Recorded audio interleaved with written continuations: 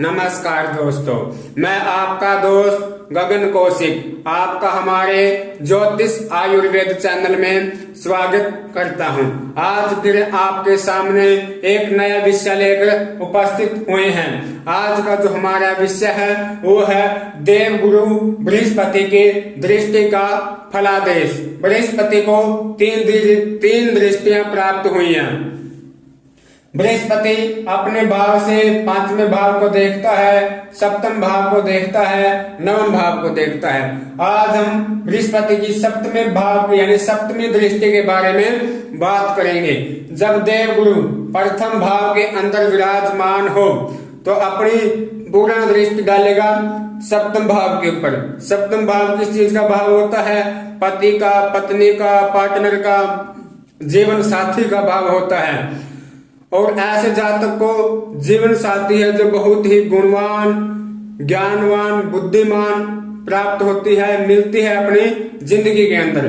तो बात करते हैं दोस्तों, अगर बृहस्पति की लगन में बैठकर सप्तम भाव के ऊपर दृष्टि डालते हैं, सप्तमी दृष्टि, अगर किसी जातक की कुंडली के अंदर अगर सातवें भाव के ऊपर बृहस्पति की दृष्टि हो तो ऐसे जातक की जो पत्नी होती है, ऐसे व्यक्ति की जो पत्नी होती है, उसका स्वभाव में बृहस्पति है जो वृद्धि करता है। जिस भाव के ऊपर बृहस्पति अपनी दृष्टि डालता है उस भाव के अंदर बृहस्पति वृद्धि करता है। तो सप्तम भाव होता है पत्नी का, तो पत्नी के स्वभाव में वृद्धि करेगा, उसके ज्ञान में वृद्धि करेगा।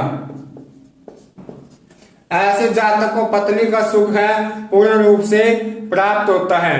यहाँ पर बृहस्पति बिजनेस के काम में भी, काम काज में, बिजनेस का कोई कार्य हो उसमें भी वृद्धि करता है। तो बात करते हैं दोस्तों अष्टम भाव के ऊपर। जब अष्टम भाव के ऊपर देवगुरु बृहस्पति की दृष्टि डलती है तो अष्टम भाव किस चीज का भाव है? आयु का, चिंता का, टेंशन का, परेशानी का। तो आयु में वृद्धि करेगा। तो ऐसे अगर बृहस्पति उच्च के हैं तो ऐसे व्यक्ति की आयु है वो बहुत ही लंबी होती है, बुढ़ापा बहुत ही शान से गुजरता है। ऐसे जातक का बुढ़ापा है बहुत शान से गुजरता है। बुढ़ापे के अंदर भी वह पूर्ण सुख प्राप्त करता है और उसके जो बच्चे होते हैं वो उसकी पूरी सेवा करते हैं बुढ़ापे के अंदर। अगर देवगुरु की दृष्टि नीच के हैं देवगुरु तो नीच दृष्टि डालेंगे अपनी अष्टम भाव के ऊपर तो इसके विपरीत बनेगा। बुढ़ापे के अंदर रोग आना, टेंशन आना, परेशानी आना, किशोर अवस्था के अंदर भी परेशानी आना, यानी कि आयु है जो बीमारी के अंदर, चिंता के अंदर चलती रहती है। तो बात करते हैं दोस्तों नवम भाव के ऊपर। जब नवम भाव के ऊपर देवगुरु बृहस्पति अपनी दृष्टि डालते हैं तो क्या फल देते हैं? अगर गुरु की दृष्टि नवम भाव पर होती है तो ऐसा व्यक्ति बहुत ही भाग्यवान होता है। नवम भाव किस चीज का होता है? भाग्य का। तो ऐसा व्यक्ति बहुत ही भाग्यवान, भाग्यशाली कह लो, यानी कि बहुत ही विद्वान होता है। उसके भाग्य के अंदर सार्वजनिक सुख, यानी कि अपने उसके भाग्य के अंदर परमात्मा ने सब सुख लिख देता है। अगर बृहस्पति पहले बता चुका हूं कि ऊंच के हो तब ये फल देंगे, अगर नीच के हो तो उनके विपरीत उल्टे फल देंगे। उसके भाग्य के अंदर बीमारी लिख देंगे, टेंशन परेशानी लिख देंगे, ज्यादा दिक्कतें लिख देंगे। तो पराक्रम भाव में बैठकर ऐसा व्यक्ति अपनी मेहनत से अपना भाग्य उदा करता है। ऐसा व्यक्ति ज्ञान बांट कर लोगों को अच्छी शिक्षा देकर धन कमाता है। बात करते हैं दोस्तों चतुर्थ भाव में। चतुर्थ भाव किस चीज का भाव होता है? सुख का। सुख भाव में बैठकर बृहस्पति अपनी पूर्ण दृष्टि डालेंगे दसम भाव के ऊपर। दसम भाव किस चीज का भाव है? नौकरी का, पिता का, ठीक है, कर्म का, बिजनेस का, कारोबार का।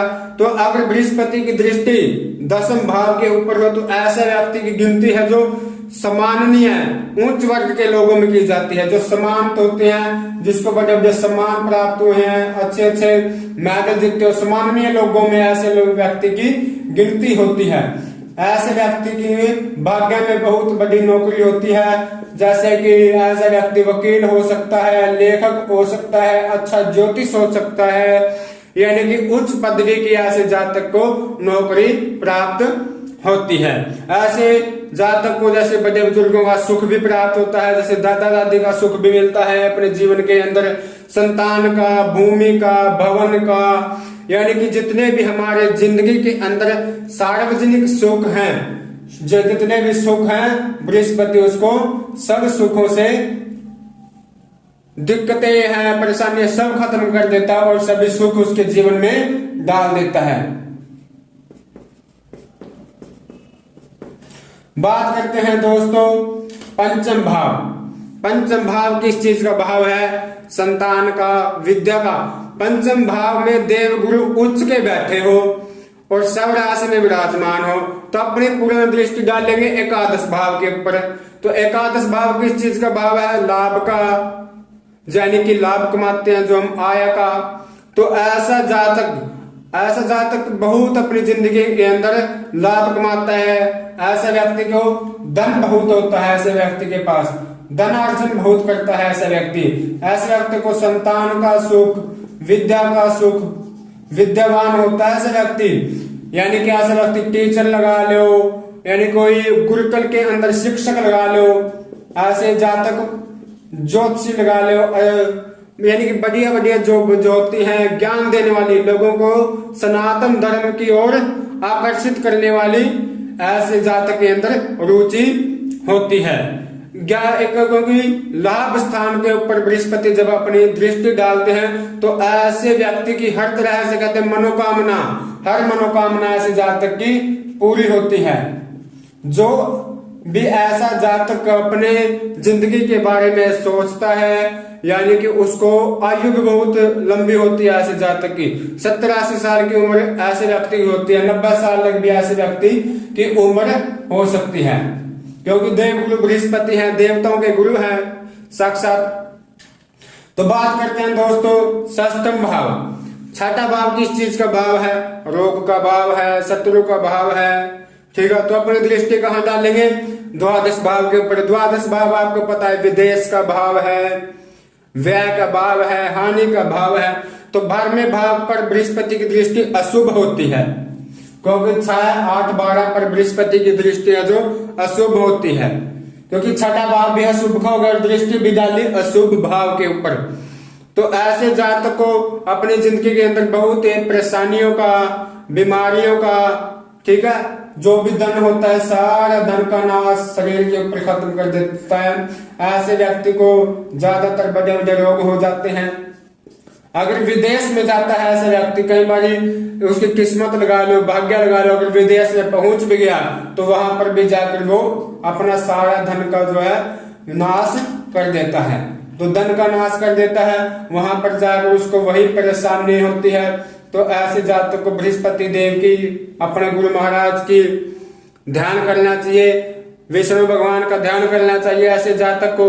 लेकिन ऐसा जातक ध्यान नहीं करते, क्योंकि ऐसा जातक अज्ञानी होता है। अगर उसको अच्छी अच्छी बातें समझाएं, अच्छी अच्छी बातें कहें तो दूसरे को भी मूर्ख समझता है ऐसा जातक। ये समझता है कि पता नहीं क्या है, विद्वान है, बड़ी बड़ी बातें मारता है।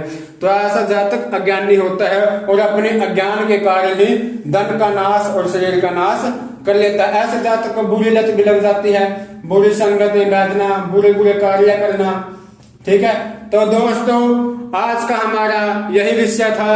तो हमारे ज्योतिष आयुर्वेदिक चैनल को सब्सक्राइब करें, लाइक करें, शेयर करें। अगर आपको भी अपनी कुंडली का विश्लेषण करवाना चाहते हैं तो हमारे दिए गए व्हाट्सएप नंबर पर मैसेज कर सकते हैं। आपका बहुत बहुत धन्यवाद। जय सिया राम।